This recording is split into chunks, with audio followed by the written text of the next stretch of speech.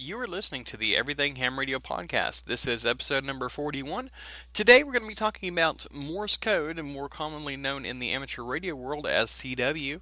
We're going to be talking about the South Canadian Amateur Radio Society in Norman, Oklahoma in our Amateur Radio Club Spotlight, some upcoming events and contests, as well as some Hamfest for the next 2 weeks, and wrap it up with some news from around the hobby. So, stay tuned.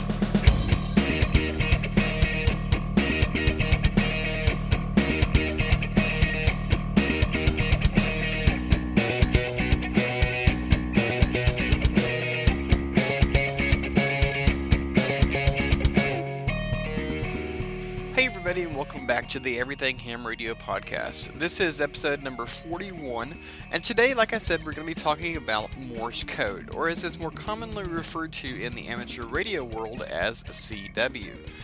We're also going to be talking about the South Canadian Amateur Radio Society in Norman, Oklahoma, some upcoming events in Hamfest, and some news a little bit later. If you would like to receive emails on when I publish a new podcast episode or a new blog post, you can go to my website at everythinghamradio.com/subscribe and sign up to be on my newsletter. Please follow me on Facebook at facebook.com/everythinghamradio, on YouTube at youtube.com/everythinghamradio, and on Twitter at K5CLL. So let's get started with the topic of today, shall we? Okay, so in today's Tech Corner, we're going to be talking about Morse Code, or as more commonly referred to in the amateur radio world as CW, or continuous wave. Now, Morse Code is a method of transmitting text information as a series of on and off tones, lights, or clicks, and it's come a long ways. Morse code was originally started way back in 1836. It was developed by an amateur artist by the name of Samuel F.B. Morse, an American physicist? Physicist, yeah, I guess what it would be. Joseph Henry and Alfred Vail. Their system sent electrical pulses through wiring to a receiving station that used an electromagnet to mark on a piece of paper. Once the message was completed and the operator on the receiving end had this piece of paper with a whole bunch of marks on it, they would in turn decipher it visually. Now, the original Morse code was only numbers, and it corresponded with words in a code book. So, like the number 6 would correspond with train or something like that. So you'd have to look it up, and that made it where the whole process was rather inefficient. Now, it wasn't long after its initial conception in 1836, and shortly thereafter it was actually first used in like 1842 or so, if I remember right, that it was decided that it wasn't really all that great the way that they had it, and Alfred Vail expanded the code to include the letters of the alphabet as well as some special characters like the question mark and period and stuff like that. As people really started using this, the operators at the telegraph stations realized that they could decipher the message that was coming in just by the clicks that they heard from the machine. It was basically, like a relay. When you apply power to it, the relay will click, and then it'll unclick when the power's off. So, depending on the length of how long the mechanism was down on the paper, was either a dit or a dah. And it was soon determined that those operators could do it by listening faster than they could by waiting for the message to be done, deciphering it on a piece of paper, and then going on from there. And that's basically where the whole concept of, or the difference between, I guess, maybe just a written code type thing went to where it's actually a language in and of itself. So when Morse code was adapted for radio communications, the characters that we sent were switched from just a on-off type thing to a tone. Because it can be done by just doing, like keying up your radio. You can send Morse code that way, but it's a whole lot easier when there's actually tones that you're deciphering. And, originally, and even still some today, a radio, when you send Morse code, sometimes it'll, key on and off the radio, but there's still a tone that is sent with it. So you're not just hearing, what they call dead air. So there is a tone that makes it a whole lot easier. In the 1890s, Morse code began to be used extensively for early radio communications before it was possible to transmit voice. In the late 19th and early 20th centuries, most high-speed international communications used Morse code on telegraph lines, undersea cables, and radio circuits. In aviation, Morse code was used in radio systems on a regular basis around the 1920s or so. By the 1930s, all civilian and military pilots were required to learn Morse code. And the reason behind this is because of the navigational beacons would transmit their 2 or 3 letter identification code in Morse code. So if you're a pilot, you really needed to know these things. You really needed to understand what the beacon was transmitting. So there was even, in like World War I, World War II, something like that, before voice communications were really predominant especially in like aviation and even maritime mobile, the pilots and stuff would actually have like a key strapped to their leg, and that's how they would communicate. Now, typically that wasn't done, especially in World War I. Potentially, maybe in World War II, it might have been a little bit different. But in World War I, once you lifted off the airstrip, you were incommunicado. But there was instances, especially like an airship or something would have a CW transmitter, and they would, that was basically the spy planes of World War I.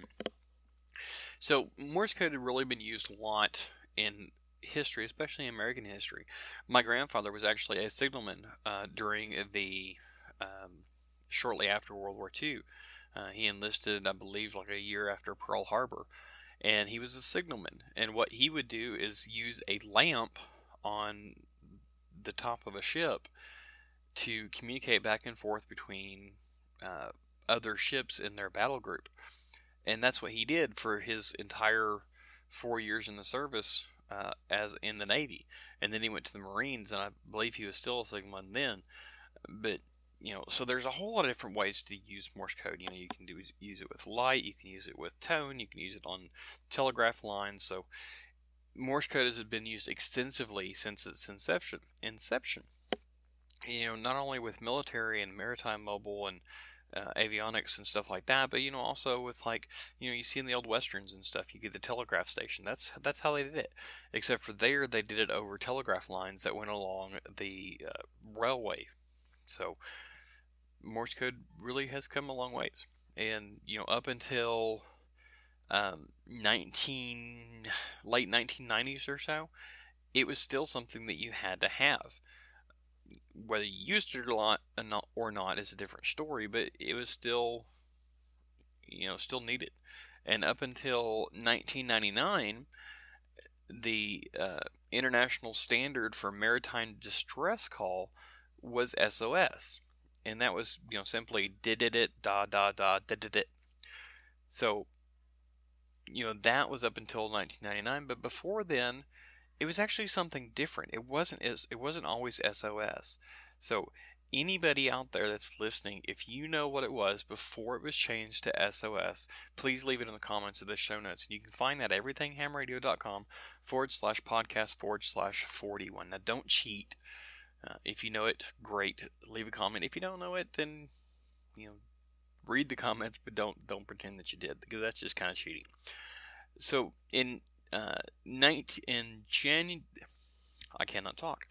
On January 31st, 1997, the French Navy ceased using Morse code, and the final transmission that was sent by the French Navy was, "Calling all, this is our last cry before our eternal silence." And it was followed shortly thereafter, 2.5 years later, on July 12th, 1999, by the United States final commercial Morse code transmission, and they signed off with Samuel Morse's original 1844 message, "What hath God wrought," and the pro sign of SK. So as of 2015, the United States Air Force still train only 10 people per year in Morse code. That's not a whole lot. So ham radio operators out there that know Morse code, if something really happens and we can't do voice anymore, guess what? You're going to be using a lot of Morse code, and I'm sure you're going to be called into service. The United States Coast Guard has actually ceased all of its Morse code on the radio and no longer monitors any radio frequencies for Morse code transmissions, including the international medium frequency distress frequency of 500 kilohertz. So now they have a global maritime distress safety system, which is like a digital satellite thing, if I'm not mistaken. But so SOS is pretty much out the door, I guess. Even if it was, who knows if somebody would be able to understand what you're sending. But okay, so let's move on a little bit from the history. Let's talk about proficiency, user proficiency to be more precise. Morse code is measured in words per minute, or WPM, or characters per minute, CPM. Being that a character has different lengths, for example, your E is just a single dit, whereas the number 0 is 5 DAs, da, da, da, da, da. So the character per minute is kind of hard to quantify actual speed, because you can send 15 dits in the time that you can send 5 DAs, or 15 E's in the time you can send 5 zeros. So doing characters per minute is kind of hard to quantify of an actual speed. However, words per minute is a little different story. And, if you know anything about computers or typing, the words per minute is based on like a 5-character length. And that's basically the same way that it is in Morse code. In Morse code, they use a standard word, and there's actually 2 of them that are the typical ones. And one of them is Paris, and one of them is codex, CODEX. This allows for a standardization of words per minute speed. Now, there is a slight difference between the 2 standard words. Paris actually takes a little bit longer to send than codex does, but I mean, it's not a whole lot of difference. It's like codex can be sent in like 50. The average length of a dit is like 30 milliseconds, and the average length of a dit for Paris is 50 milliseconds. So it's not a whole lot of difference, but there is some difference. Now, as far as people receiving and stuff goes, operators who are more proficient in Morse code can copy Morse code in their heads at 40 words per minute plus. I actually, when I was in college, I knew a guy at a ham club there that I went to that was, really proficient in ZW, and I had just got my Tech Plus license right before I went to college. And, I was struggling to do the 5 word a minute. I'm going to talk a little bit about what I did a little later. But he was really proficient in CW, and I was over at his house one day, and we were eating supper, and it was him and me and his wife and his 2 kids, I think, and somebody else. I think I went to school with his son, and all of a sudden we were at the kitchen table eating, and all of a sudden he just burst out laughing, and nobody knew what it was, because nothing that was said, it was funny at all. But he just bust out laughing. I mean, this big old belly laugh, and it was kind of like, okay, why are you laughing? Well, I asked him, what are you laughing for? His wife did, or something like that, and he's like, well, they just told a joke on the radio, and I mean, his HF radio was in the background in another room, and I could barely hear it myself where I was sitting, but evidently it was close enough for him to send it.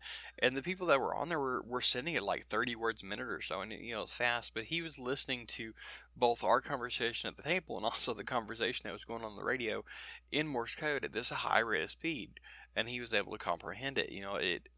It boggles my mind on how the mind works, so to speak, and it just goes to show you that Morse code is just another language. It's just like, learning to speak Spanish or French or German or, English for that matter.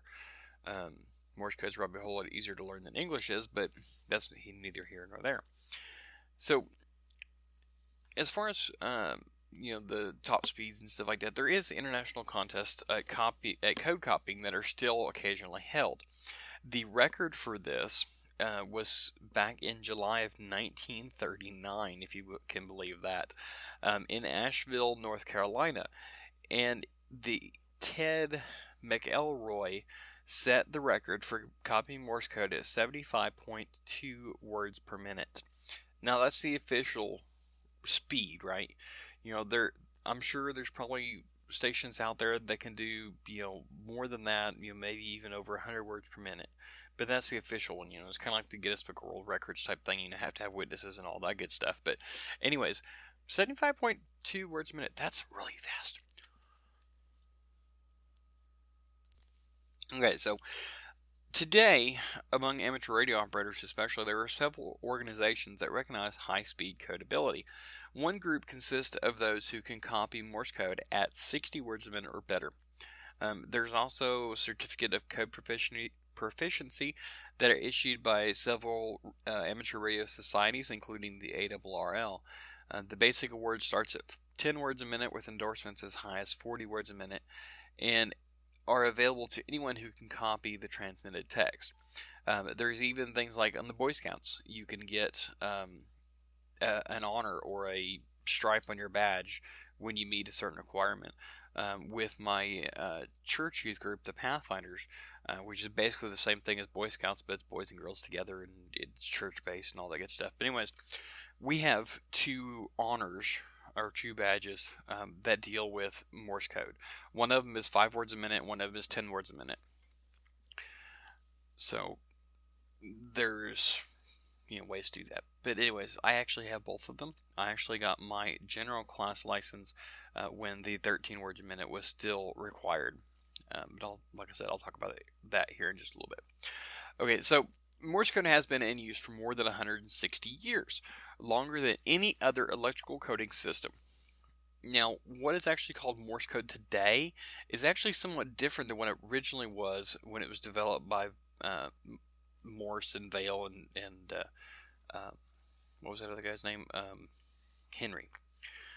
It is somewhat different. It's actually quite different because in modern international code, or continental code as it's sometimes referred to, was actually created by Frederick Girk in 1848 and initially used for telegraphs between Hamburg and Cuxhaven in Germany.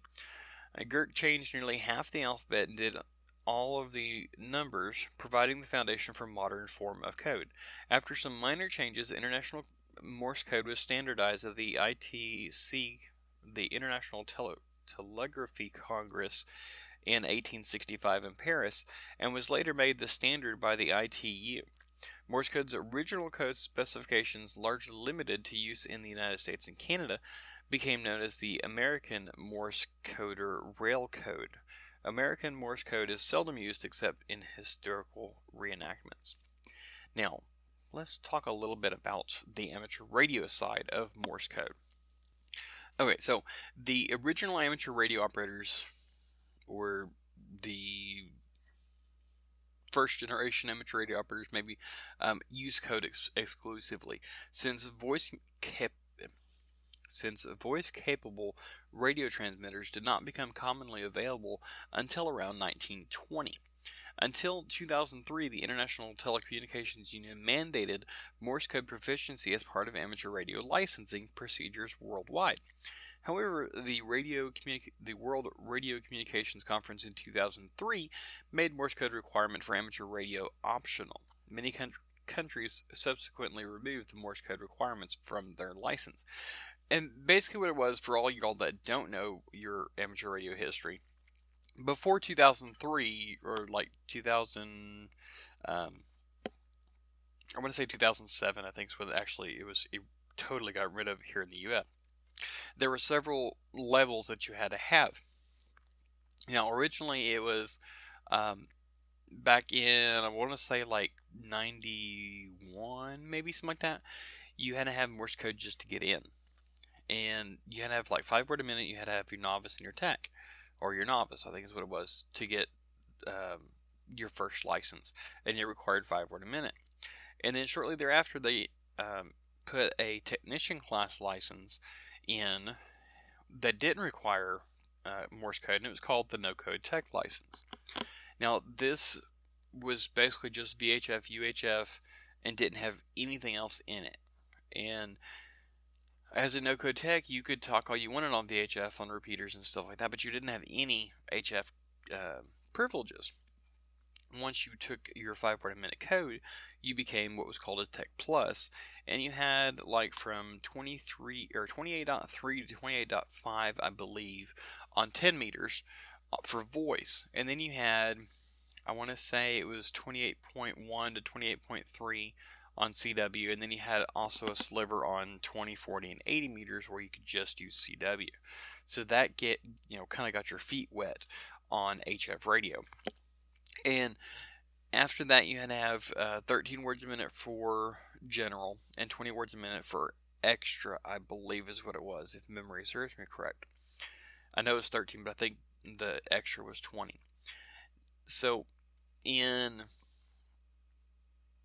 2000, the proficiency at 20 words a minute was required to receive the amateur extra, but as of April 15th, 2000, the FCC reduced the extra class requirement to 5 words a minute only. Now, this made it where the only thing you had to have is just the 5 words a minute, and if memory serves me right, you had 5 words a minute that would get your general class license, and then it was just a written test to get your extra. I think. I might be wrong on that, but I think it was 5 words a minute to get past your technician, because at the time they changed it to technician, general, and extra. And then on February 23rd, 2007, the FCC eliminated Morse code altogether. So you don't have to have any Morse code now to get any class license. It's just a written test, and it's like 35 questions for your technician and general, and then it's 50 for your extra. Has a lot more technical stuff in the questions now than it used to, but you don't have the Morse code requirements any longer. Now, when they did get rid of the Morse code, especially when it dropped from 13 and 20 words a minute down to 5 words a minute, there was a major influx of upgrades coming into, people upgrading from technician up all the way up through extra. And that's actually when I took my test to become an extra or become a general, because I was a Tech Plus for like 10 years or so, I believe it was, and just had my 5 words a minute. And right about the time that they switched, and I guess maybe it was when they dropped it to just the 5 is what I think it was. So it must have been in 2000. I guess that's what it was, in 2000. So I only had my Tech Plus for like 3 years. Anyways, I took when they announced the dropping of the 13 and 20 words a minute code, they said that you can go and take your general written test before the change, and once the change went into effect on April 15th, you would automatically be grandfathered into the general class because you already had the 5 word a minute code. So I did that, why not? Go ahead and get my general, take my test. So I studied, I went and took my test, went and took my general, passed it, no problem. And then the people that were giving me the test is like, okay, hey, why don't you go ahead and try for the 13 word a minute code? And I was like, there's no way that I'm going to pass this.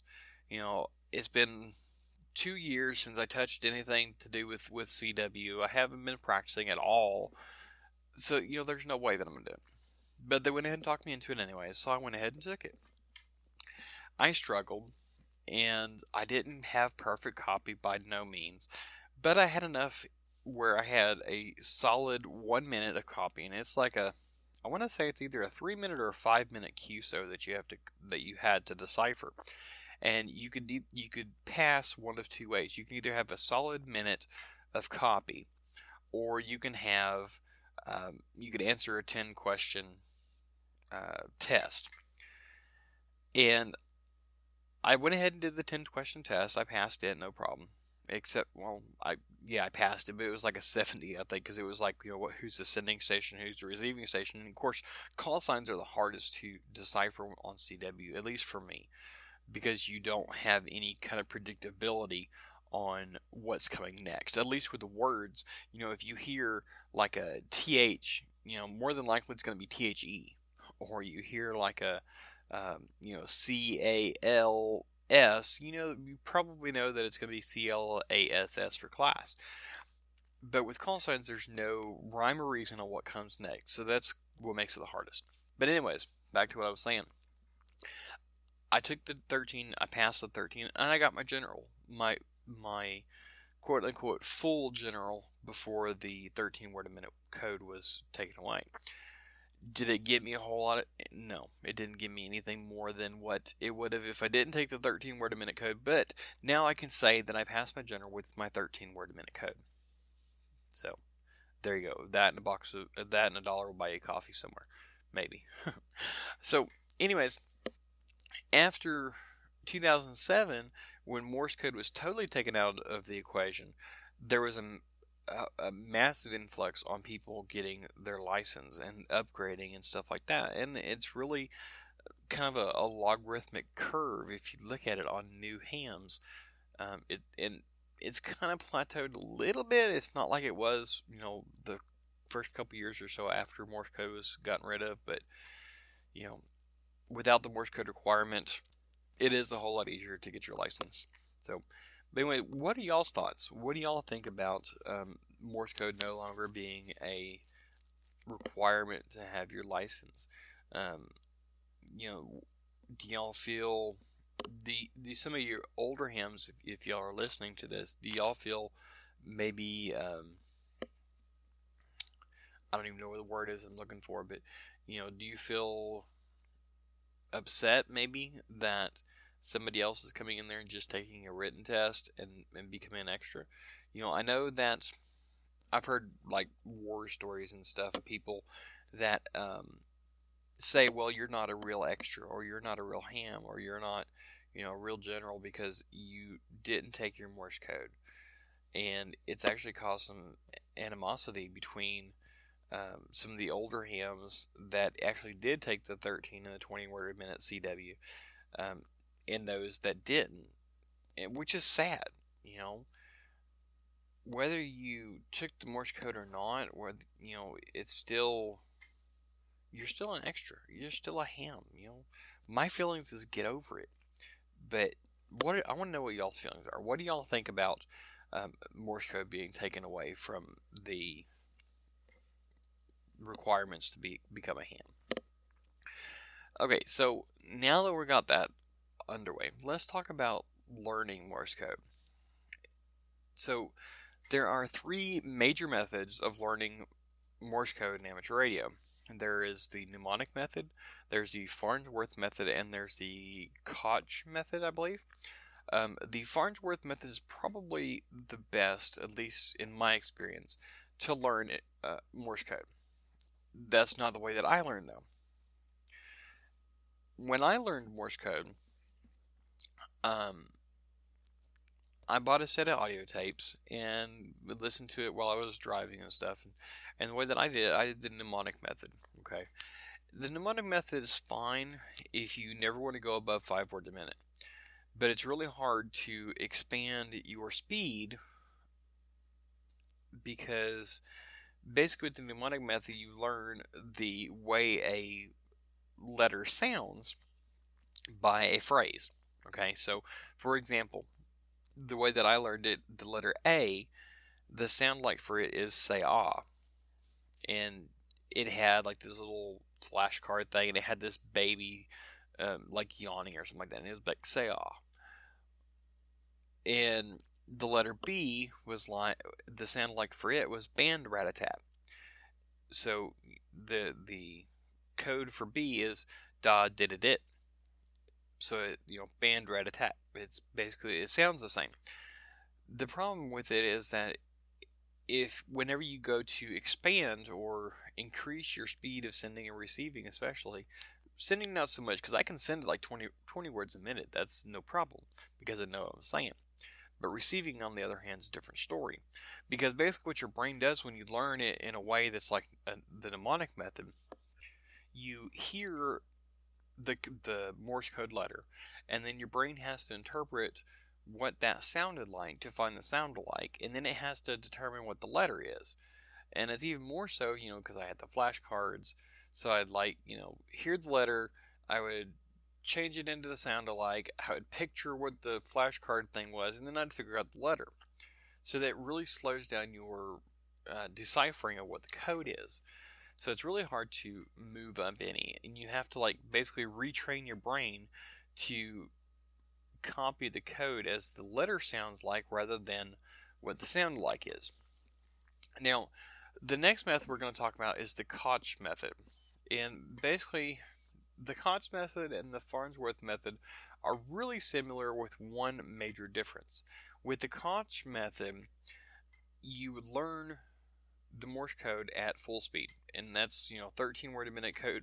13 or 20 words a minute is what you hear, and you hear it with the Koch method. You hear it at full speed, so your characters are sent at 13 or 20 words a minute, and the spacing between them is sent at 13 or 20 words a minute. The same speed. Now with this method, you learn it. Basically, you'll learn 2 letters, and you'll build up from there. You'll learn the first 2 letters. And when you can copy that at 90% accuracy, and a letter is added. So basically, let's say you would for me, my mnemonic thing was basically following the same principle as the Koch method, but only in the way that you learn the letters. So for me, the first 2 letters that I learned was E and T. E is a dit and T is a da. And then from there you move to an A, which is dida, or an N, which is dot it, and you basically learn from there. It's taught at full speed, full 13 word a minute letters, full 13 word a minute spacings. So that's one way to do it, and that's, I would guess, probably a real close second. Maybe I think probably the most popular way of learning is the Farnsworth method. And this was developed by a Donald R. Farnsworth, W6TTB. And the difference between the Farnsworth method and the Koch method is the Farnsworth method, it sends the characters at full speed at 13 or 20 words a minute, but the spaces between the letters and between the words are exaggerated to make the overall speed 5 words a minute. And this exaggerated space between the characters and the words gives you that extra time to think of what that letter was. So, which one's better? Personally, I think probably the Farnsworth method is probably a little bit better, because it is easy to build up to it. Yeah, with the Koch method, you're already at 13 or 20 words a minute. You're already doing that, so it's no big deal. But it might be a little bit harder to comprehend the letters from the beginning. So maybe the Farnsworth method, I think, is probably the better of the 2. So, yeah. Now, we're actually going to be talking in the Amateur Radio Club Spotlight, where we're talking about the South Canadian Amateur Radio Society. They actually have a link on their website to learn Morse code. They actually have I believe it's a 20 lesson course that's free, if I'm not mistaken, that you can take. So if you want to learn Morse code, you can do that, and there will be links in the show notes. Okay, so last thing that we're going to be talking about is keyers. Now, there are several types of keyers. Probably the most common keyer that anybody in the world probably knows about is the straight key. Now, this is one of the very first keys that were ever invented, and probably invented by Morse himself. Basically, this is just a 2 pieces of metal that are put together, is basically what it is. And it goes in an up and down motion, and when the contacts are together, a tone is generated in your radio or in your keyer, and it's transmitted. Okay, that's fine. The problem with the straight key, though, is that you really don't have any way of getting more than, say, 15-20 words a minute and doing it reliably, because of the way that the whole mechanical system and the up and down thing go. Okay. The other problem with the straight key is you can get issues like carpal tunnel. or telegraph arm, I think is what they called it back in like World War I or World War II, whenever that was. So that's the problem with straight key, but I'm sure that probably 99% of you that are listening and your friends probably all know what a straight key is, probably have all played with it or tried it at one point in time, whether it is actually on the air or not. But yeah, that's a straight key. The next step up with that is called the side swiper. And it's basically the same thing as the straight key, except for the key goes side to side. And there's contacts on both sides. So you basically have a bar in the middle that's spring loaded to go back to the center. And then you have a contact on the left and a contact on the right. And when you press it either way, left or right, you send a tone. You send a tone as long as it's held down, or made, as long as the contact is remaining the same, you're going to send a tone. So it does make for a little faster advantage over the straight key. You can get above that 20 words a minute with it. And you don't have the problem of the carpal tunnel thing because you're moving your arm left to right instead of up to down. So there's the side swiper. The next step on the keyer chain is probably the VibraFlex bug. Now, it is the most common keyer used before you get to the electronic keyers. It's still mechanical. Everything it does is mechanical. The difference is that it's built in such a way that when you hold it one side, you get a dit. On the other side, you get a da. More or less. I mean, you can still get a dit from both sides, but typically one side is dit, one side is da. The other major difference is that when you hold it one way, you get a mechanical repeating dit. So if you hold it down on the dit side, it's going to go dit, dit, dit, dit, dit. But if you hold it down on the da side, it's just going to go da. It's all, and as long as you hold it down, it's going to go. So it doesn't repeat it with the da, but it does repeat it with the dit. So that enables you to increase your speed even more so over the straight key and the side swiper. And like I said, it's probably the most common form of speed keyer that was used before electronic keyers came about. So, speaking of electronic keyers, electronic keyers, also known probably by the word paddles, is a whole different beast other than just a straight key or even the VibraFlex bug. It's all electronically controlled, either by the keyer itself or by your radio. And basically, you have two forms of electronic keyers. One of them is kind of like the VibraFlex bug, except for that when you hold it down one way, you still get the dit, dit, dit, dit, dit. But when you hold it down the other way, rather than getting just one solid tone, it actually will repeat the da. So it'll go da, da, da, da. So it makes it nice. You can send your ends by doing one way and one the other way. A da, dit. So that made it where you can increase it even more. And you can make some adjustments on the speed and stuff like that you're sending with that. The other type of electronic keyer is known as like the two paddle keyer, or I don't remember what the other word for it is. But basically one paddle is a dit and one paddle is a da.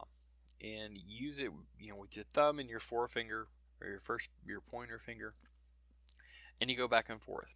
Now, as long as you hold one down, it's going to go da, da, da, da, da. And when you hold the other down, it's going to go dit, dit, dit, dit, dit.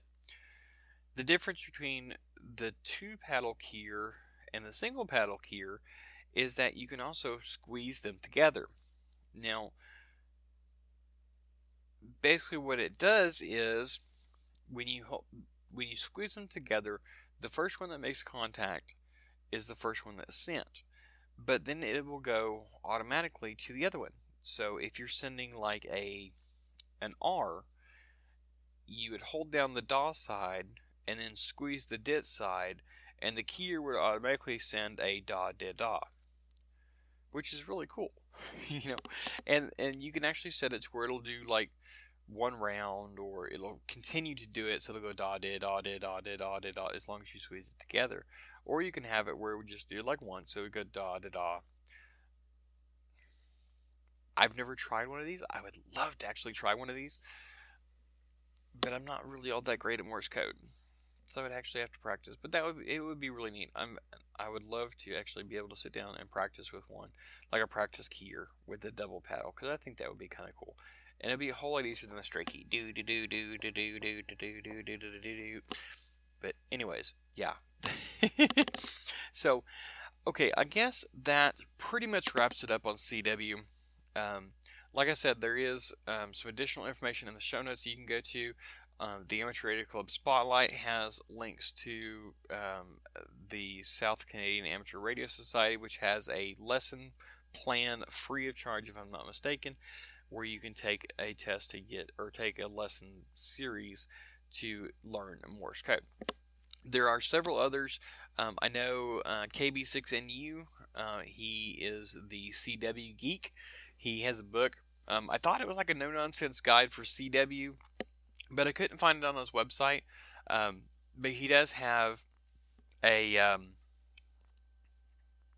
book on his website that says something like fun things to do with CW or something like that, and it has a chapter on there with suggestions on software and stuff like that to use, and methods of learning and stuff like that. So check that out. Check out the South Canadian Amateur Radio Society.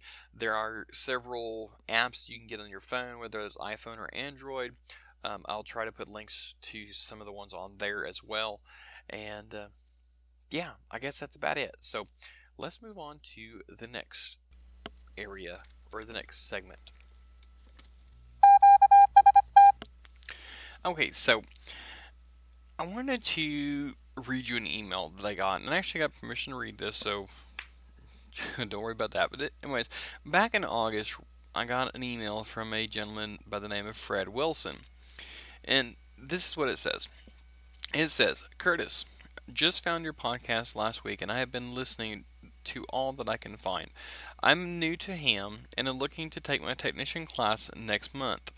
I got 3 guys from work going to take it with me. My dad was a ham back in the 1970s, and I can't believe I've waited this long to get started. And thanks to you, I think I got a jump start on it. Thanks for all the info, even though a lot of it is over my head. Fred. At the time, as you can tell, he was not licensed.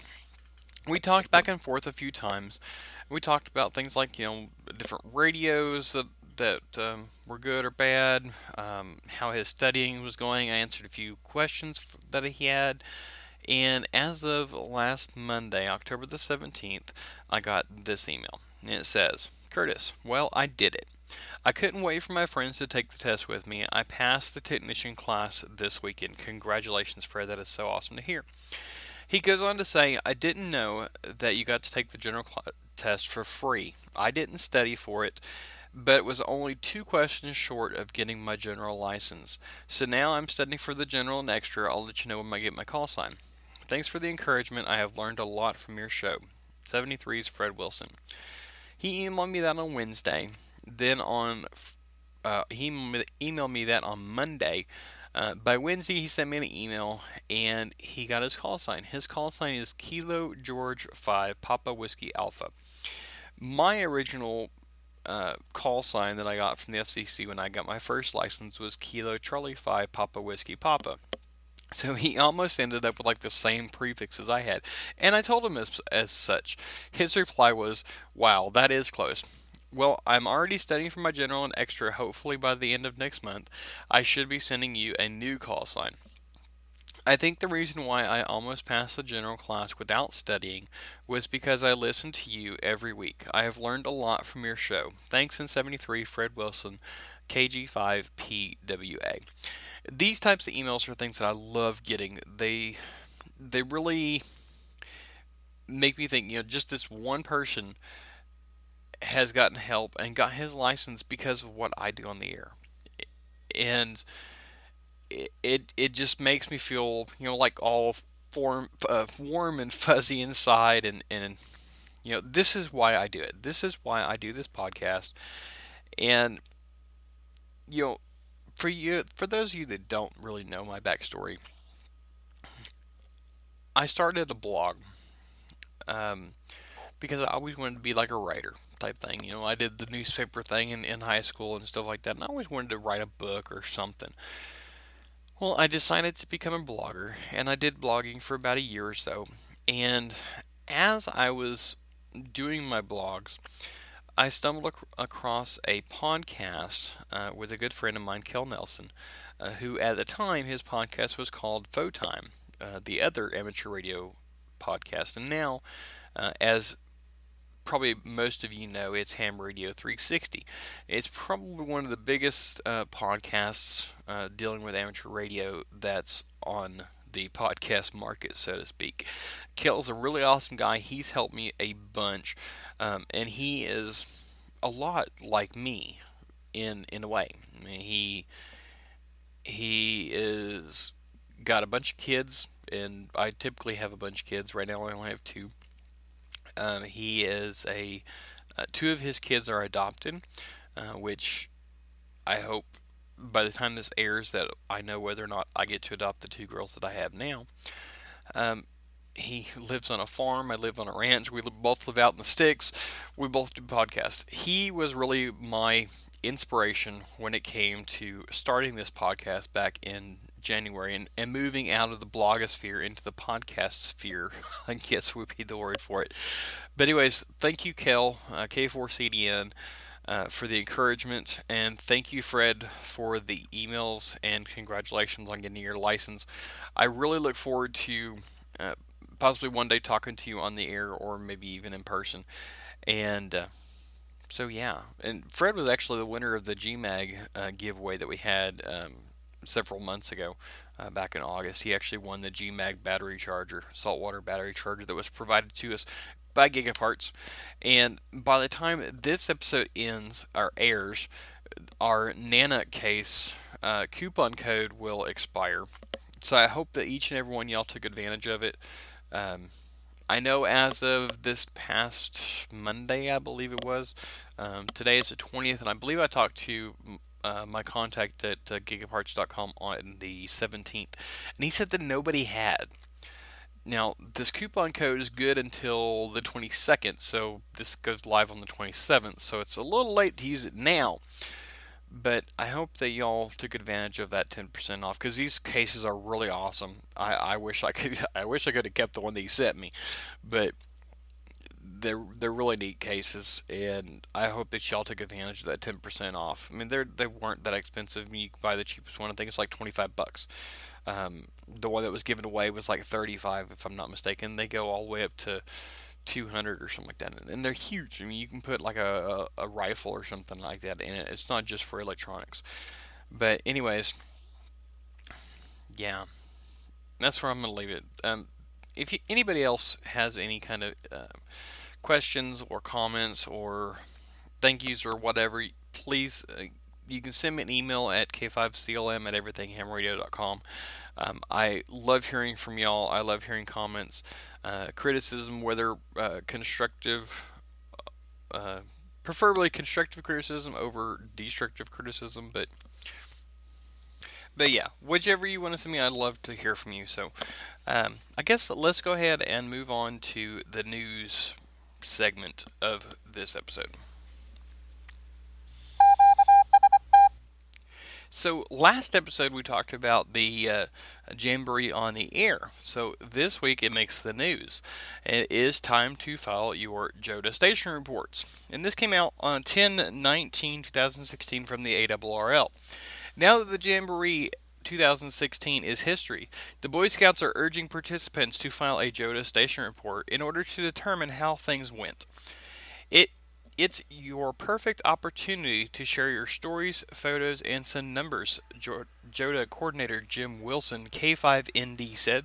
The reports I've seen so far show good turnout, particularly from Cub Scouts.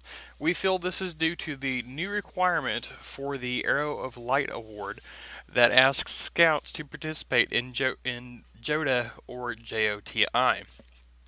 This is also no doubt responsible for the big increase in JOTI registrations in the US from roughly 100 last year to what looks close to 500 this year. Reports are due by November the 1st. Every station that files a report will be entered into a drawing for a ICOM ID-51A plus dual band handheld transceiver and receive a 2016 Jamboree on the Air certificate. 5 runners-up will receive a ICOM America Ham Crew t-shirt. Only Boy Scouts of America stations are eligible. Worldwide, we had 11,534 register for the event, Wilson said. Adding that to the rough estimate indicated 800 U.S. registrations and nearly 300 of those indicating amateur radio call signs. If that number holds, he says, it will indicate a dip in JETA participation from 2015, when 346 turned out. Some of that could have been due to the complexity of the registration system, he allowed. I assure you that the reporting system now is much simpler. Wilson said the U.S. JOTA 2016 report should be out in early December. Thanks again for your support in radio scouting and Jamboree on the Air, he said. In estimates that more than 1 million scouts in 150 plus countries took part in JOTA 2016, engaging with our scouts to talk about amateur radio and their scouting experience. Alright, so next on our list of news for this episode is apparent Eris radio failure prompts shift to Russian service module ham gear. This came out on October the 20th, 2016 on the ARRL News. The VHF handheld transceiver that the amateur radio on the International Space Station ERIS program has used to connect with students worldwide with astronauts on board the International Space Station for more than 16 years has begun to display an error message and is unusable at this time. While the ERIS technical team evaluates the best path to restore operation from the ISS Columbus module, ERIS contacts will be supported using the Kenwood radio in the Russian service module. Why they weren't using a Kenwood radio to begin with is beyond me, but hey, what? During this period, the packet digipeater will also be unavailable. Switching to the 70 centimeter capability on board the Columbus module for some operations to be coordinated. ERIS said to expect further updates as it works to resolve the problem. A reminder, the deadline is November 1st for formal and informal education institutions and organizations to submit proposals to host an amateur radio contact with an ISS crew member. I cannot talk today. ERIS anticipates that contacts will take place between July 1st and December 31st, 2017. Crew scheduling and ISS orbits determine contact dates. To maximize these radio contact opportunities, ERIS is looking for organizations that will draw large numbers of participants and integrate the ham radio contact into a well-developed educational plan.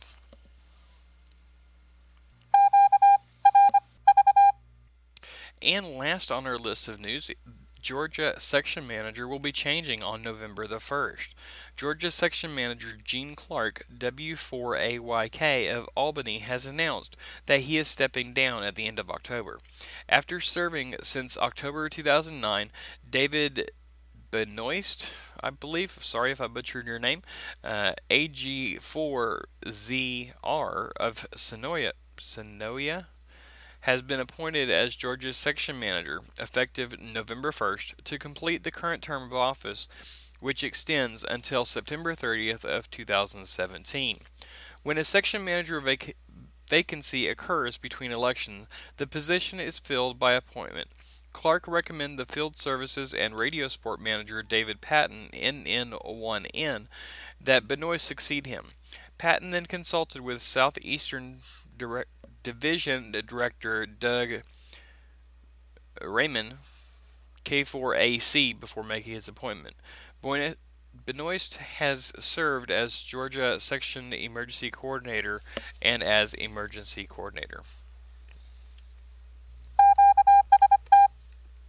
Alright, ladies and gents, that about wraps up the news for this episode as well as this episode.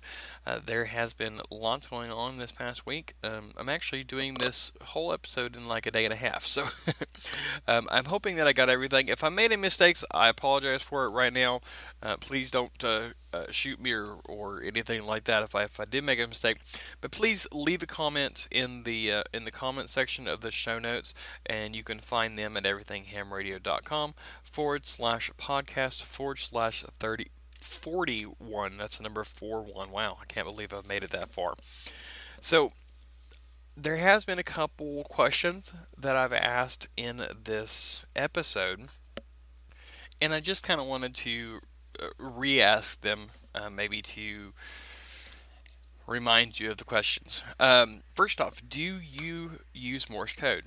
How often do you do CW on amateur radio? And how fast can you send and receive those messages, I guess? Can you do 20 words a minute, 40 words a minute? Are you going for the record at a 75.2 or whatever the record is on receiving it at an official thing? Also, did you or any of your club members participate in JOTA this past weekend? I would love to hear your stories, maybe some pictures or something like that that y'all took from y'all's JOTA activation. Please, you can email me at k5clm@everythinghamradio.com, and I'll maybe talk about it in my next episode. So I guess that about wraps it up. Thank you very much for listening to this episode. And again, you can find all the links that we've talked about, as well as some additional information, quite a bit of additional information actually, in the show notes of today's episode at everythinghamradio.com/podcast/41. That's number 41. If you'd like to receive emails on when I publish a new podcast episode or a new blog post or any special announcements I might have or something like that, you can subscribe to my email list at everythinghamradio.com/subscribe.